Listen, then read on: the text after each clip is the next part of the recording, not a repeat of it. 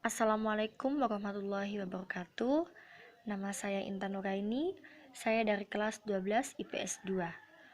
Pada kesempatan kali ini, saya akan membawakan materi sosiologi, yaitu perubahan sosial. Yang pertama, pengertian perubahan sosial. Definisi perubahan sosial menurut para ahli atau para tokoh. Yang pertama, menurut Selo Sumarjan. Menurut Selo Sumarjan, perubahan sosial adalah perubahan yang terjadi pada lembaga-lembaga sosial. Contohnya, perubahan kurikulum pembelajaran dari kurikulum KTSP ke kurikulum 2013 atau K13. Yang kedua, definisi perubahan sosial menurut Kingsley Davis. Menurut Kingsley Davis, perubahan sosial adalah perubahan yang terjadi dalam struktur dan fungsi sosial. Adapun struktur sosial yaitu susunan sosial dalam masyarakat, dan fungsi sosial adalah tentang status dan peran. Contohnya yaitu pada era zaman sekarang, fungsi kedudukan laki-laki dan perempuan itu sama dalam status dan perannya.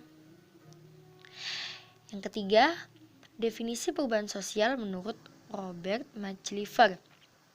Menurut Robert Machliver, perubahan sosial adalah perubahan yang terjadi pada hubungan sosial dan keseimbangan sosial.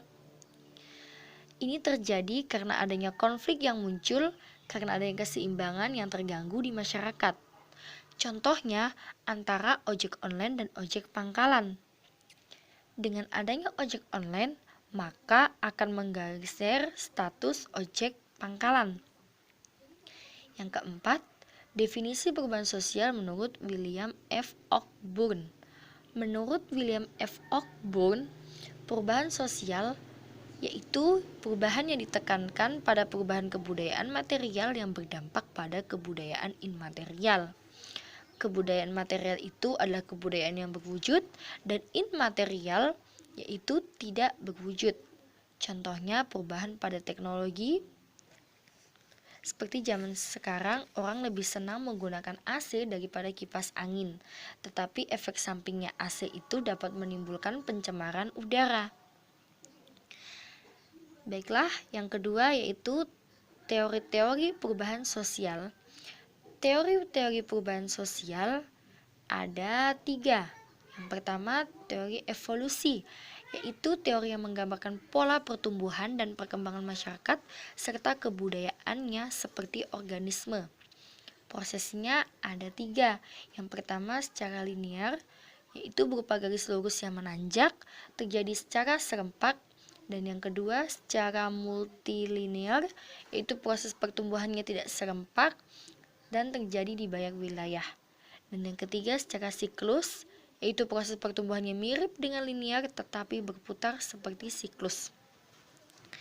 Yang kedua, teori fungsional. Teori fungsional menyatakan bahwa setiap unsur masyarakat memiliki fungsi yang saling terkait dengan unsur masyarakat lainnya. Yang ketiga yaitu teori konflik. Teori konflik dinamik dalam sebuah masyarakat yang mengakibatkan timbulnya berbagai benturan kepentingan. Sesuai dengan prosesnya, perubahan sosial dapat digolongkan menjadi beberapa bentuk, yaitu yang pertama perubahan sosial yang berlangsung cepat dan lambat, yang kedua perubahan yang pengaruhnya kecil dan besar, yang ketiga perubahan yang dikehendaki dan tidak dikehendaki. Selanjutnya, faktor-faktor yang mempengaruhi perubahan sosial ada 4 faktor, yaitu faktor geografis, faktor kependudukan, faktor teknologi dan industri, dan faktor kepemimpinan dan ideologi politik. Adapun faktor yang mendorong dan menghambat terjadinya perubahan sosial. Yang pertama itu faktor pendorong terjadinya perubahan sosial terdiri dari 2, yaitu faktor internal dan faktor eksternal.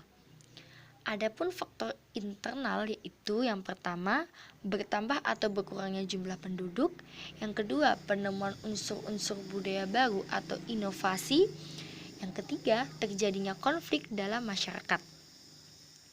Yang kedua itu faktor eksternal, meliputi yang pertama perubahan situasi geografis akibat bencana alam, yang kedua adanya inflasi dari negara lain, dan yang ketiga adanya kontrak atau pengaruh budaya asing.